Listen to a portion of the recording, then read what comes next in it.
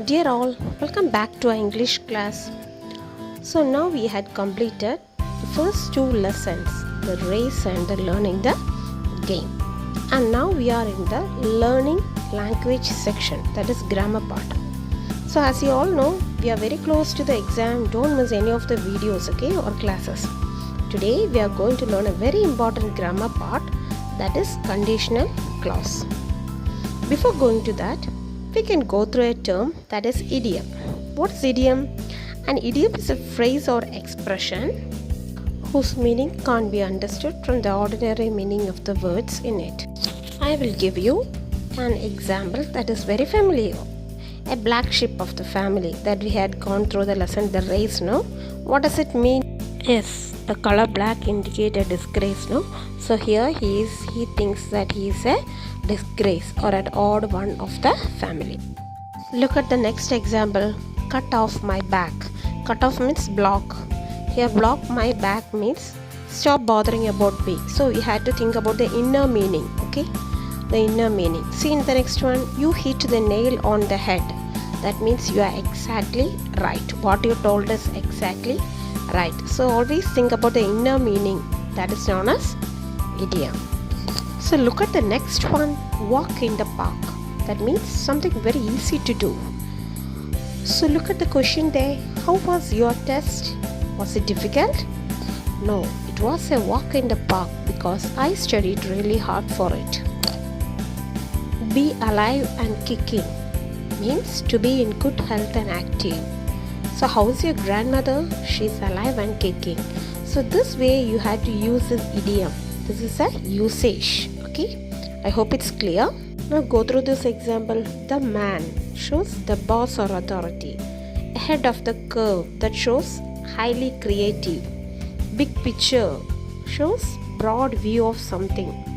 Changing of the guard shows a change in the leadership of an organization. Call the shots means make an important decision in an organization. Cut someone some slack means very strictly treating someone. Okay, what are known as sentences? Yes, every sentence has two parts, a subject and a predicate. A sentence with one subject and one predicate is known as simple sentence. Okay, now listen and understand what is a subject. Yes, a subject is the person or thing that is doing an action, or the person or thing that is the focus of the sentence. And what is a predicate? Yes, the predicate of a sentence is a part that contains the action. Okay, now see the difference. Simple subject and compound subject. If there is only one subject, it is known as simple subject, and if there is more than one subject, it is known as compound subject. Jenny cooked dinner. Jenny and Oscar cooked dinner. Okay, so simple subject and compound subject. Now look at the simple predicate and compound predicate. If there is only one action done, it is known as simple predicate, and if there is more than one action done, it is known as compound predicate. Look there, cooked dinner and cleaned the dishes, so it is compound predicate. Now look at the last sentence, compound subject and compound predicate. Yes, Jenny and Oscar cooked dinner and cleaned the dishes, so it is a compound subject and compound predicate. Okay, here I have given some examples for you to do. Okay, circle the subject of the sentence, underline the predicate of the sentence. So this will be given along with the notes, so try to do it. Okay, now let us understand the relation between subject and verb. Subject verb agreement. A verb should be used according to the subject. So subject we are familiar. What is subject? The main person, animal, object or thing in a sentence are known as subject. Some subjects are singular and some are plural.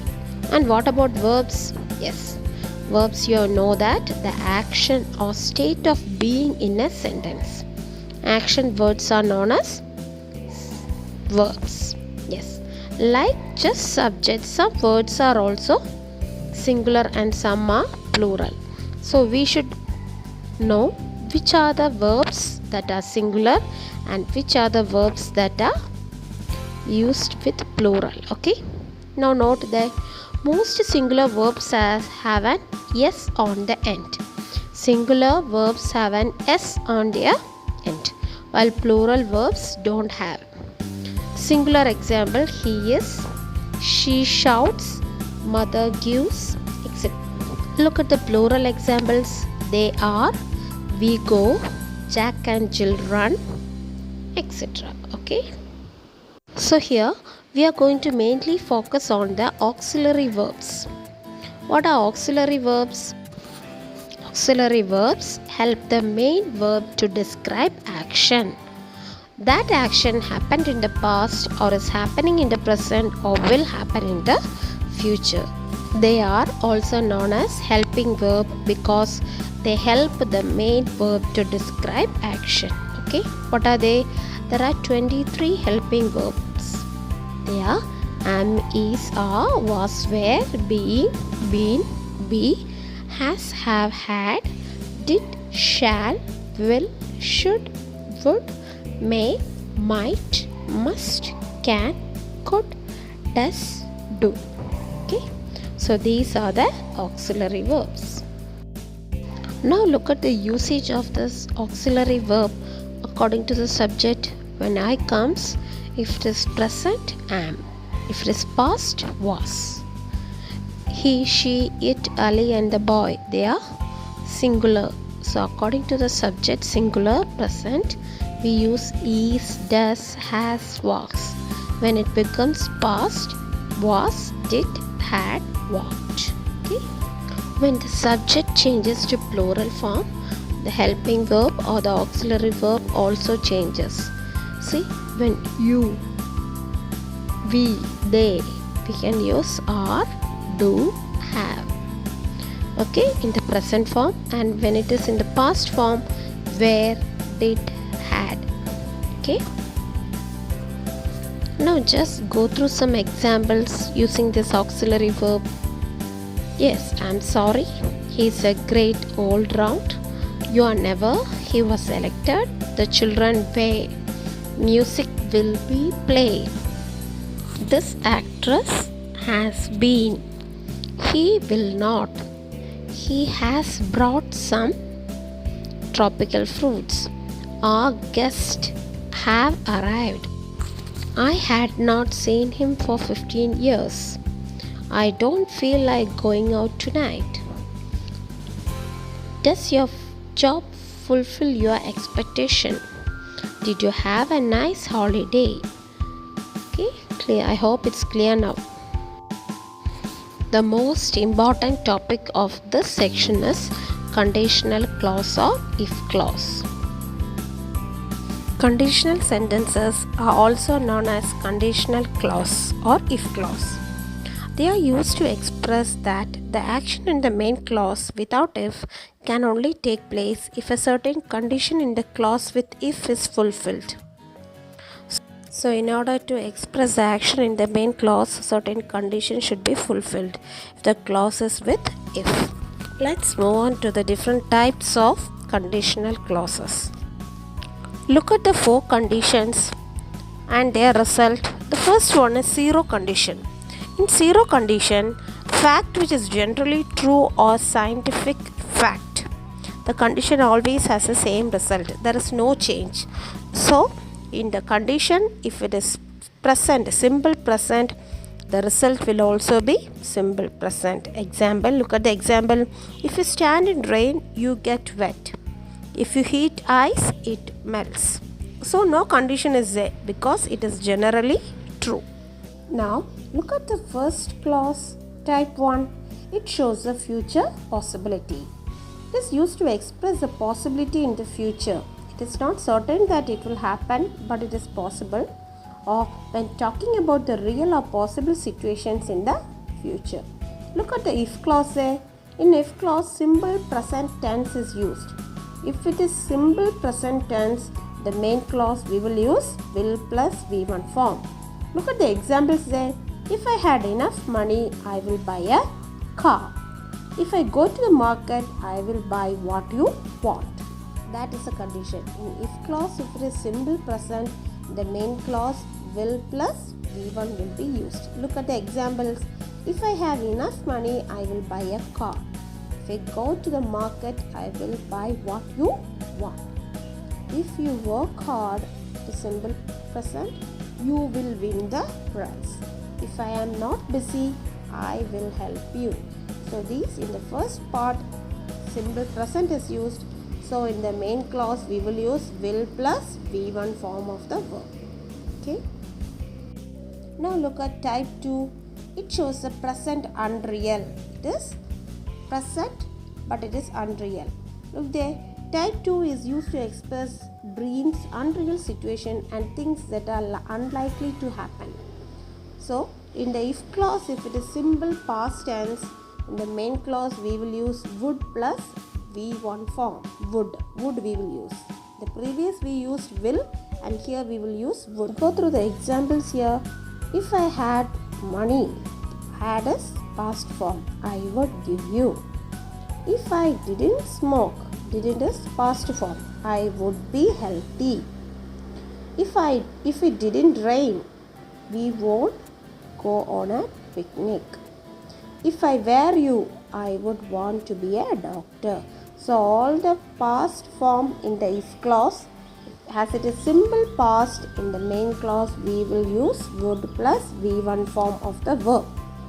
Okay, so the condition is if it is simple past we will use would plus V1. If it is simple present we will use will plus V1. Okay, look at the third type. It shows a past unreal. It expresses a past and the impossible situation that can no longer be changed. It is impossible and it cannot be changed. This type is known as the third condition. Look there, in if clause, if plus past perfect tense is used. Past perfect tense.